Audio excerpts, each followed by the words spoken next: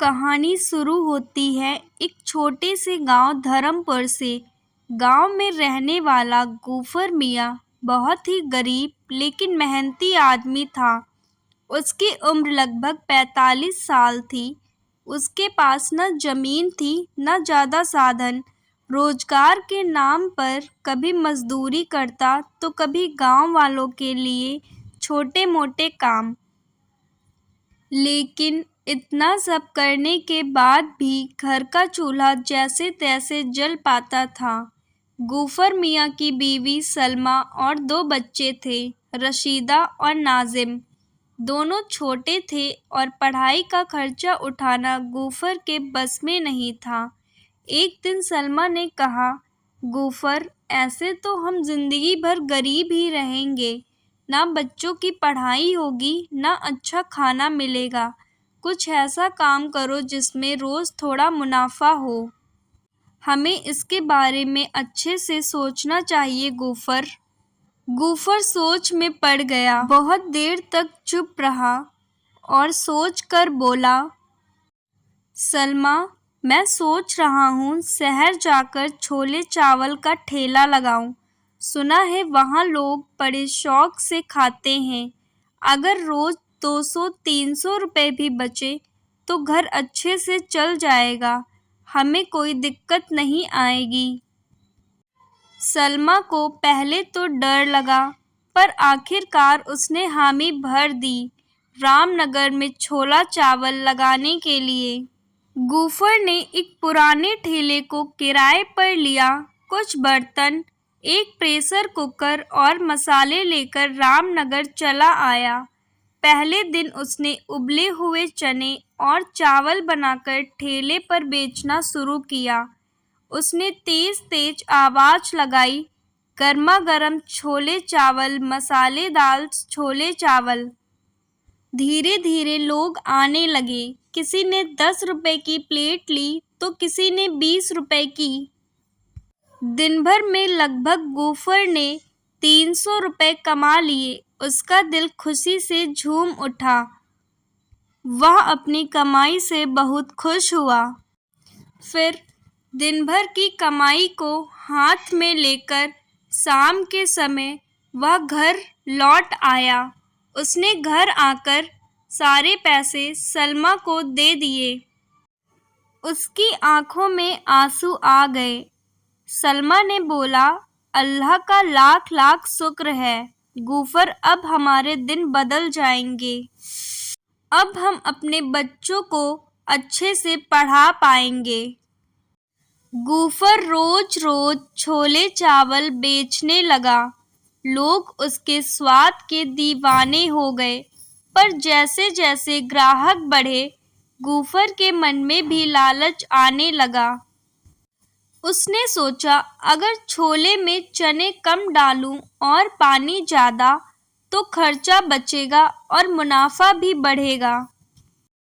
पहले दिन उसने ऐसा किया, किसी ने ध्यान नहीं दिया। फिर उसने चावल में भी मिलावट शुरू कर दी। सस्ते टूटे हुए चावल लाकर पकाने लगा और ऊपर से घी की जगह सस्ता तेल डालकर खुशबू पैदा करने लगा। ग्राहक स्वाद में इतना खोए रहते कि असली और नकली में फर्क नहीं कर पाते। धीरे धीरे गूफर का मुनाफा दोगुना हो गया। अब वह रोज के 700 से 800 रुपए बचाने लगा। रामनगर में गूफर अब छोले चावल वाला के नाम से मशहूर हो गया। भीड़ इतनी लगती कि लोग लाइन में खड़े रहते। लेकिन गूफर की चालाकी भी अब रंग दिखाने लगी। कई ग्राहकों को पेट में दर्द होने लगा। बच्चों की तबीयत भी खराब हुई। लोग आपस में बात करने लगे, यार, गूफर के छोले चावल पहले जैसे स्वादिष्ट नहीं रहे। पर गूफर पर कोई असर नहीं हुआ। वह कहता, अरे भाई, ये तो तुम्हारे पेट की खराबी है। मेरा खाना तो सब खाते हैं। उसकी जुबान मीठी थी तो लोग फिर लौट आते। एक दिन शहर के मशहूर समाज सेवी रामनाथ जी उसके ठेले पर आए। उन्होंने छोले चावल की एक प्लेट मांगी और छोले चावल चखे। जैसे ही उन्होंने छोलों को खाया, तुरंत स्वाद पहचान लिया।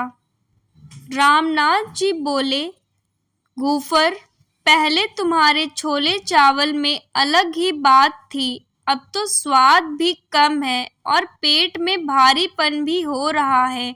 सच बताओ, कहीं मिलावट तो नहीं करते हो? गूफर हंसते हुए बोला, नहीं नहीं साहब, मैं तो वही पुरानी रेसिपी इस्तेमाल करता हूँ। आप शायद गलत फैमिली में हैं। रामनाथ जी कुछ नहीं बोले, लेकिन उन्होंने मन ही मन तय कर लिया कि इसकी चालाकी पकड़नी होगी। कुछ दिनों बाद रामनाथ जी नगर निगम के स्वास्थ्य अधिकारी शर्मा जी को साथ लेकर आए। उन्होंने गूफर के छोले चावल की प्लेट ली और जांच करवाई। जांच में पाया कि चने में सस्ता केमिकल डाला गया है, जिससे वह जल्दी गल जाए। चावल मिलावटी थे, तेल भी घटिया क्वालिटी का था। शर्मा जी गुस्से में बोले, गूफर, तुमने तो लोगों की सेहत के साथ खिलवाड़ किया है। तुम्हारा लाइसेंस तुरंत रद्द किया जाएगा। यह सुनकर गूफर के पैरों के तले की जमीन खिसक गई। गूफर ने बहुत मिन्नतें की, साहब मुझसे गलती हो गई, मुझे एक और मौका दीजिए, मैं दोबारा ऐसा नहीं करूँगा। रामनाथ जी ने कहा, गूफर, चालाकी से कमाया हुआ पैसा ज़्यादा दिन नहीं टिकता, मेहनत ईमानदारी से करो। नगर निगम ने उसे सजा दी, 15 दिन तक ठेला बंद रखने की, लेकिन फिर उसे सुधार का मौका भी दिया। गूफर ने अपनी गलती समझ ली। उसने तय किया, अब वह शुद्ध और ईमानदारी से छोले चावल बनाएगा। 15 दिन बाद गूफर ने दोबारा अपना ठेला लगाया। इस बार उसने अच्छी क्वालिटी के चने खरीदे और बढ़िया चावल का इस्तेमाल किया। घर पर मसाले भी पीस कर ही डाले। जब लोगों ने चावल खाए तो सबकी पुरानी यादें ताजा हो गई। वाह गूफर, अब वही पुराना स्वाद लौट आया है। आज तो मजा ही आ गई। धीरे धीरे उसकी इज्जत फिर से बढ़ी। सलमा और बच्चे भी खुश हुए। गूफर ने बच्चों को स्कूल में दाखिला दिलाया।